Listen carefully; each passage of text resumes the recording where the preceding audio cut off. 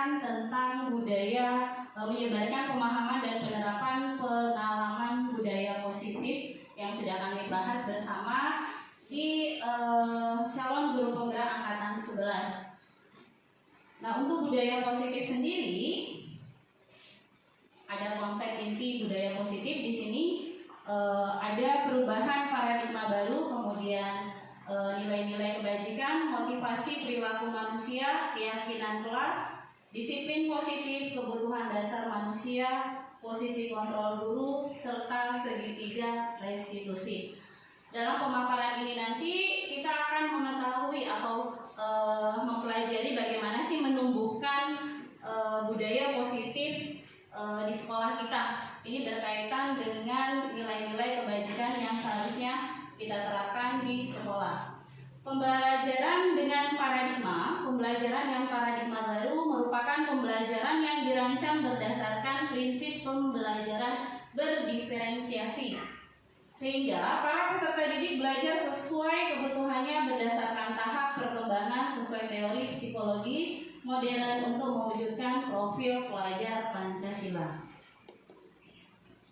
Miskonsepsi tentang teori kontrol ini banyak sekali, terkadang kita salah mengartikan tentang posisi atau teori kontrol itu seperti apa. Di sini ada miskonsepsinya, di mana ilusi guru mengontrol murid, kemudian ilusi bahwa semua penguatan positif efektif dan bermanfaat, ilusi bahwa kritik dan membuat rasa bersalah mampu menguatkan karakter, serta ilusi bahwa orang dewasa berhak memaksa.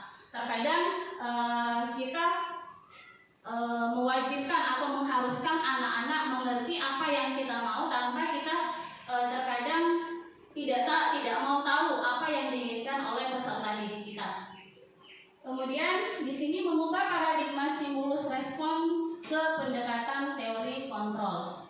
Jadi di sini ada stimulus respon, kemudian ada teori kontrol, di mana pada stimulus respon realitas atau kebutuhan kita sama, sedangkan pada teori kontrol realitas atau kebutuhan kita berbeda.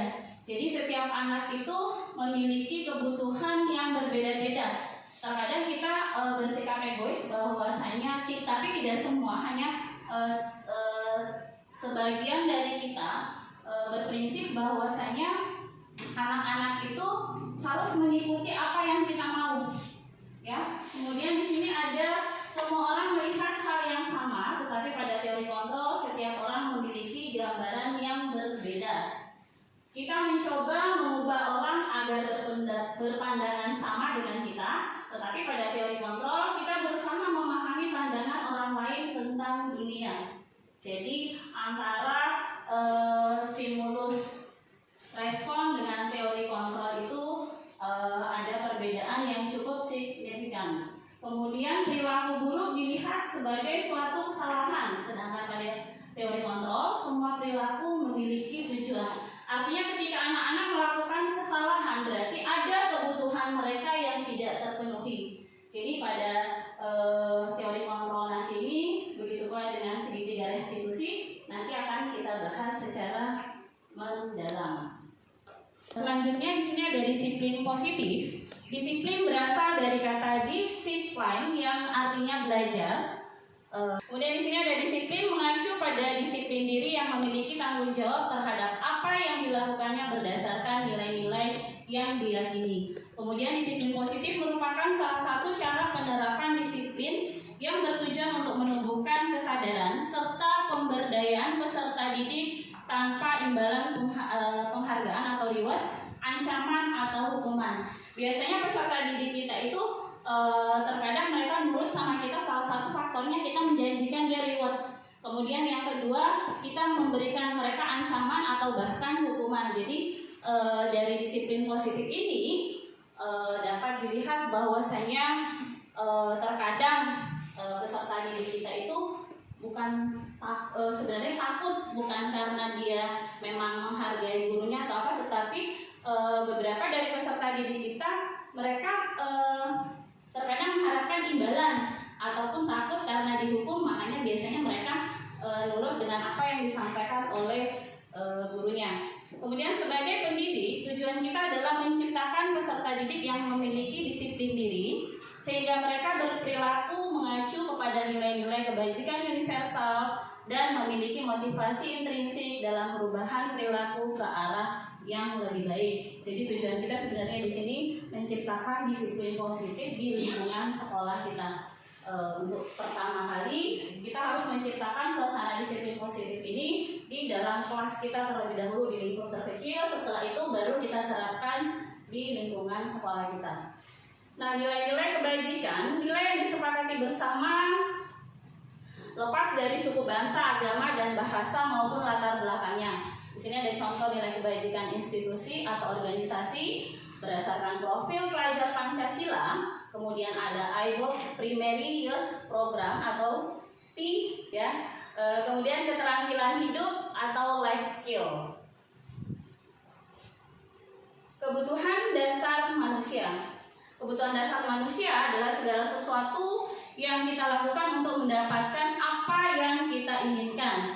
Seluruh tindakan yang kita lakukan memiliki tujuan tertentu dan semua usaha terbaik yang kita lakukan adalah dalam rangka agar kebutuhan dasar kita terpenuhi dengan baik.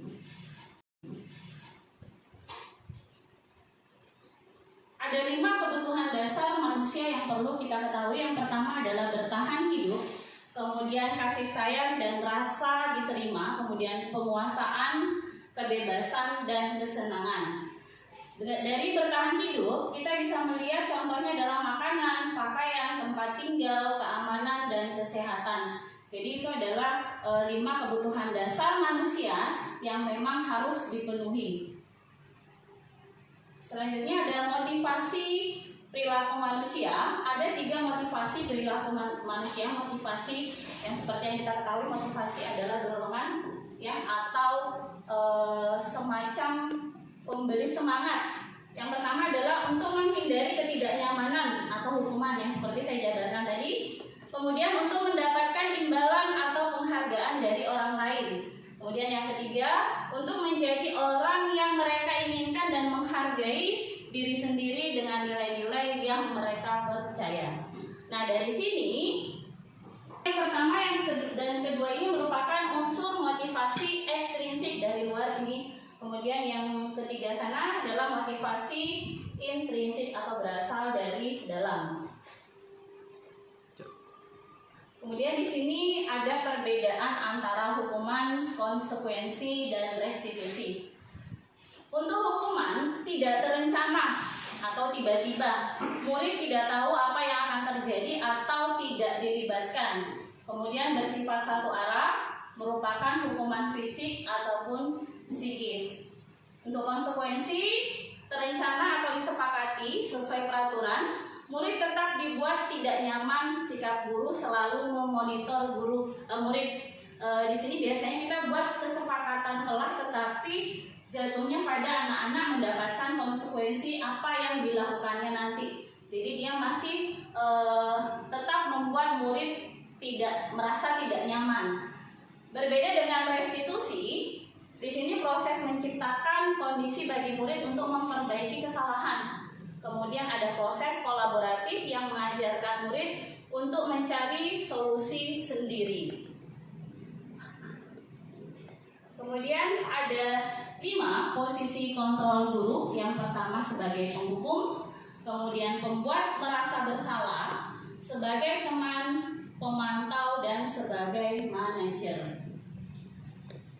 Contoh penerapan 5 posisi kontrol guru. Di sini kita lihat kasus yang sering kita temui, ya, contohnya seperti kemarin hari Senin yang lalu kita ada siswa tidak memakai atribut lengkap saat upacara bendera, ya, biasanya itu diberikan hukuman hormat pada bendera selama 1 jam, yaitu termasuk sebagai pembuat merasa bersalah. Kemudian biasanya kita menyampaikan atau mengeluarkan kalimat, berapa kali ibu atau bapak harus memberitahu kamu selalu saja mengecewakan ibu atau bapak.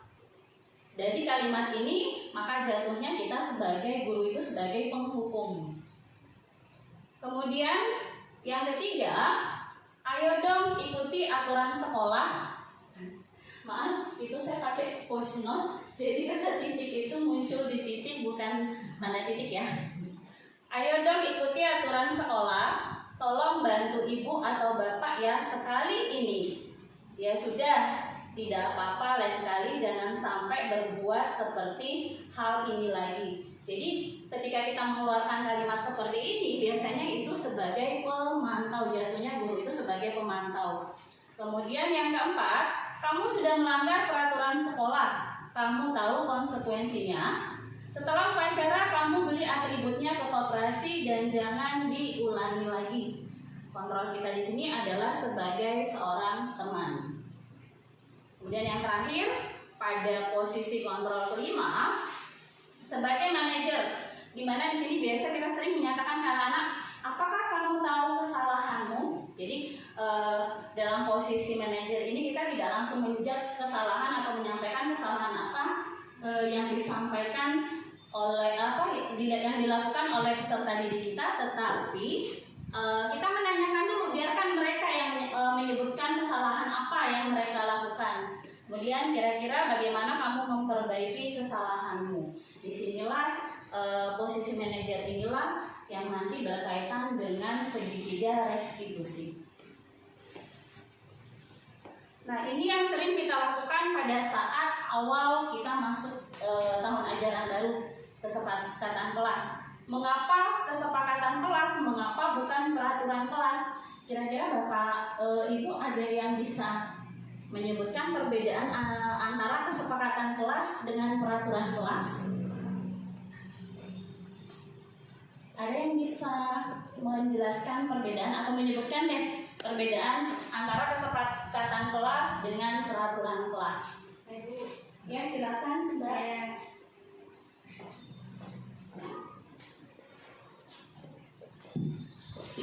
Saya coba menjawab.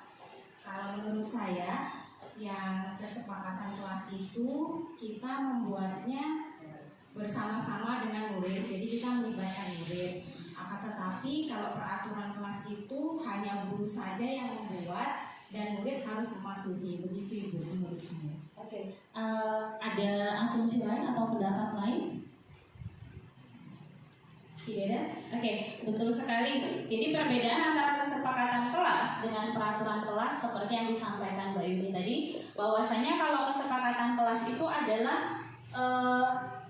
persetujuan atau kesepakatan yang dibuat semua warga kelas.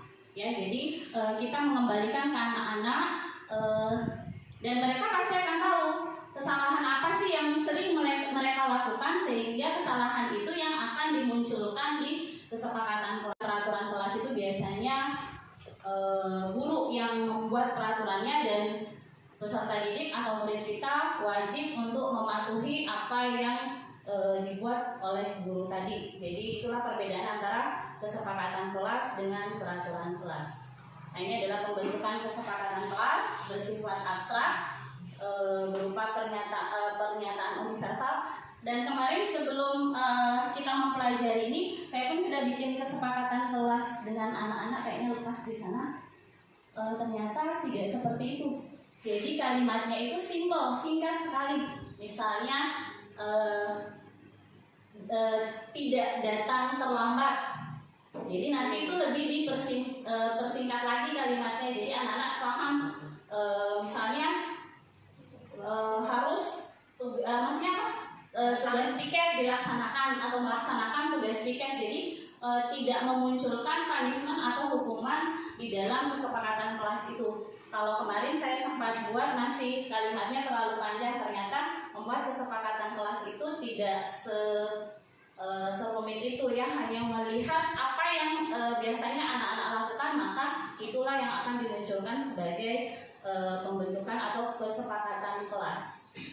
Nah, di sini ada segitiga restitusi.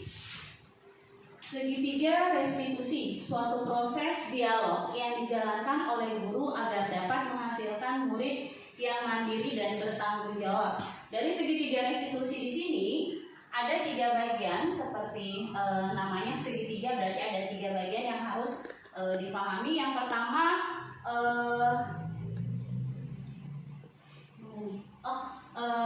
stabilitas identitas, kemudian validasi tindakan yang salah, dan menanyakan keyakinan. Agak kurang ini kelihatannya. Ada 3 bagian dari segitiga restitusi. Nah, di sini untuk menstabilkan identitas berdasarkan prinsip membuat kesalahan adalah bagian dari proses pembelajaran, seperti yang saya sampaikan tadi, bahwa ketika seorang murid melakukan kesalahan, maka ada kebutuhannya yang tidak terpenuhi. Jadi kita biasanya ketika anak-anak itu membuat kesalahan, maka biasanya kita marahin tuh, kita judge dia, kamu membuat masalah di kelas, atau misalnya kamu kok nggak bisa dikasih tahu. Jadi di sini kita lihat kembali bahwasanya ketika seorang murid melakukan kesalahan, maka itu dikatakan sebagai ada kebutuhan yang tidak terpenuhi. Nah, di sini harusnya kalimat yang biasanya, yang harusnya berdasarkan segitiga restitusi yang harusnya kita sampaikan ke anak-anak ketika membuat kesalahan adalah berbuat salah itu wajar, atau tidak ada manusia yang sempurna, atau ibu atau bapak juga pernah melakukan itu. Ibu bapak tidak mau mencari siapa yang salah, tapi ibu atau bapak ingin mencari solusi dari permasalahan ini. Kamu berhak merasakan begitu. Jadi terkadang anak-anak ada yang melakukan kesalahan, kita langsung menjudge tanpa menanyakan kenapa dia berbuat seperti itu. Oke, tiba-tiba saja bilang, kenapa sih kamu kok temannya digangguin terus? Tanpa kita tanya pelan-pelan, kenapa kok bisa temannya diganggu? Ada masalah apa? Jadi biasanya kita sudah capek dengan keadaan kelas, tahu-tahu ada yang bikin keributan, biasanya kita langsung emosi tuh, memarahi murid kita. Jadi ini yang perlu kita garis bawahi ya Bapak Ibu, bahwasanya sekarang untuk kurikulum merdeka bukan lagi waktunya kita memberikan punishment atau hukuman kepada anak-anak, tetapi lebih mengarahkan mereka untuk menyadari sendiri kesalahannya itu apa. Kemudian yang kedua ada validasi tindakan yang salah berdasarkan prinsip setiap perilaku berupaya memenuhi suatu kebutuhan tertentu. Di sini contohnya, kamu pasti punya alasan mengapa melakukan hal itu. Seperti yang saya sampaikan tadi, bahwasanya ketika anak-anak melakukan kesalahan, kita harus menelusuri dulu. Nah, jadi segitiga restitusi ini fungsinya adalah kita mencari penyebabnya dan biarkan anak itu mengakui sendiri kesalahannya, menjelaskan sendiri kesalahannya tanpa ada penekanan dari guru sehingga mengakibatkan dia takut dan tidak mau mengakui akan kesalahan tersebut. Kemudian menanyakan keyakinan berdasarkan prinsip teori kontrol bahwa pada dasarnya kita termotivasi secara intrinsik. Itu berasal dari dalam diri kita, bukan dari lingkungan kita. Apa keyakinan kelas kita, nilai-nilai apa yang telah disepakati bersama, seperti apa gambaran sebuah kelas yang ideal menurut kamu, atau kamu ingin menjadi orang seperti apa. Jadi anak-anak sekarang itu sebenarnya mereka membutuhkan motivasi dari kita sebagai guru. Memang tidak mudah ya dengan kondisi kita di luar, kemudian dengan keadaan lingkungan sekolah kita, sepertinya memang agak berat untuk menerapkan segitiga restitusi ini, karena terkadang tiba-tiba ketika anak melakukan kesalahan kita sudah emosi duluan, marah-marah, kemudian membentak anak-anak. Ya kita mungkin sedikit demi sedikit nanti kita bisa menerapkan segitiga restitusi ini di lingkungan kita. Dalam penerapan program disiplin positif, hendaknya guru memiliki standar kepribadian profesional dan sosial yang baik, di mana guru mampu merefleksikan dirinya dalam posisi kontrol saat ini. Bagaimana perjalanan dirinya sebagai among manager yang menuntun murid-muridnya menjadi insan yang mandiri, merdeka, dan bertanggung jawab. Artinya kita di sini bukan lagi menuntut siswa, tetapi kita menuntun siswa kita agar menjadi pribadi yang lebih baik lagi. Dengan adanya budaya positif ini, kita bisa mengambil peribahasa yang menyatakan adab terlebih dahulu, setelah itu baru ilmu. Jadi dari disiplin positif inilah kita bisa menerapkan hal-hal yang baik dengan peserta didik kita. Demikian pemaparan dari saya akhiri. Wassalamualaikum warahmatullahi wabarakatuh. Waalaikumsalam warahmatullahi wabarakatuh.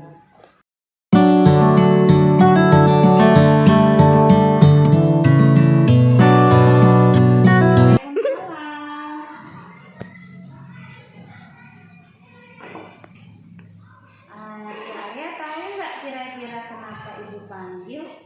Tidak tahu Bu. Tidak tahu. Oke. Kemarin itu ibu dapat laporan dari ibu guru agama. Katanya pada saat jam pelajaran beliau, Arya tidak ada di kelas. Kira-kira Arya kemana?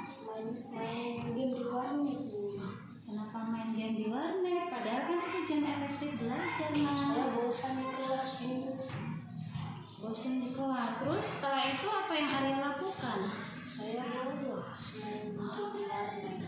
Bolos. Nah sekarang ibu tanya dulu, dengan bermain game di warnet itu apakah ada untungnya buat Arya? Tidak ada Bu. Tidak ada. Kira-kira merasa dirugikan nggak Arya tidak mengikuti pembelajaran? Dirugikan banget. Dirugikan banget. Oke, jadi tindakan Arya sekarang apa yang harus Arya lakukan? Jika saya bosan dengan pelajaran, saya akan minta stretching dulu atau bermain. Oke, bermain, mengajak ke guru bermain.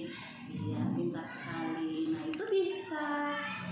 Kenapa tiba-tiba kok Arya kepikiran ingin membolos? Ada teman yang mengajak saya untuk bolos Bu. Nah itu dia salah satunya. Ketika kita berteman dengan seseorang, kita harus melihat kalau teman itu membawa dampak yang negatif buat kita, maka teman itu kita tidak usah temanin. Ya, artinya seperti ini yang dirugikan Arya karena Arya tidak mengikuti pembelajaran. Satu kali Arya tidak masuk ketika pembelajaran berlangsung, maka satu materi yang Arya tertinggal, jadi ilmunya tertinggal. Ya, jadi kira-kira apa yang akan Arya lakukan selanjutnya?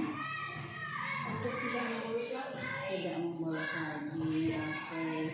Setiap manusia memang tidak pernah membuat kesalahan. Setiap manusia adalah tempatnya salah. Mau mengakui kesalahan dan mau memperbaiki diri itu ibu sudah hargai semua usaha Arya. Lain kali jangan diulang lagi kegiatan ini ya nak ya. Ya Bu. Oke, sekarang Arya boleh pulang. Hati-hati di jalan dan langsung pulang, tidak usah mampir-mampir lagi ya. Oke. Terima kasih. Dadah Bu. Dadah. Duh, udah berhenti. Waalaikumsalam. Silakan masuk Sandrina.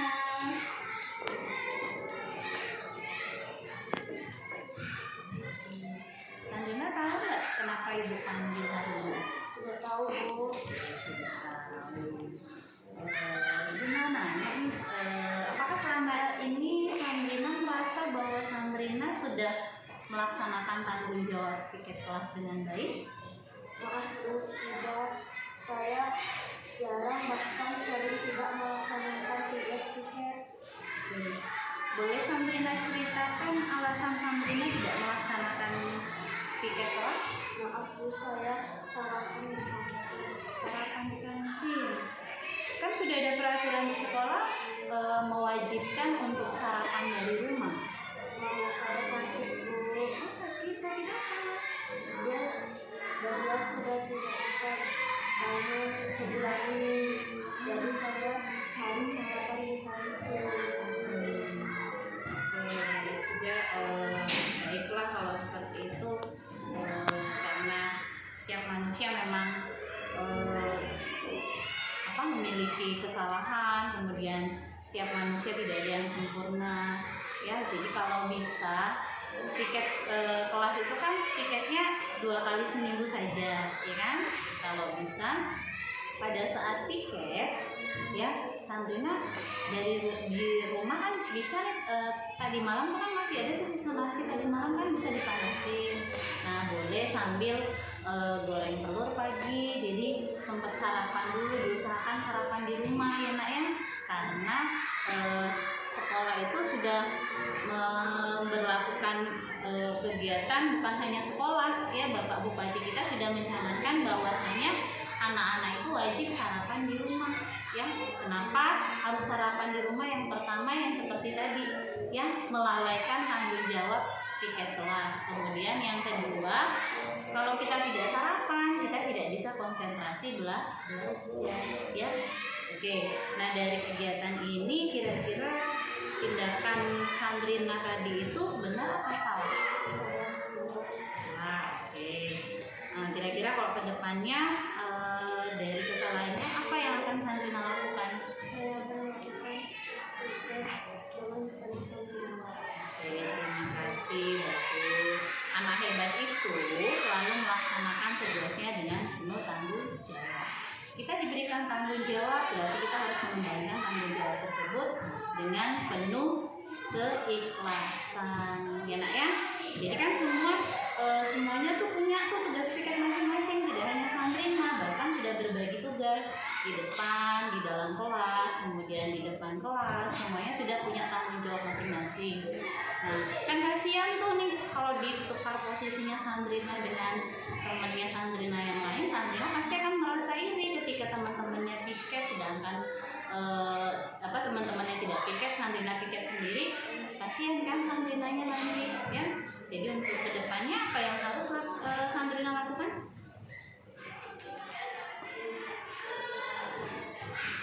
Bagaimana dengan tanggung jawabnya? Apakah akan tetap dilaksanakan?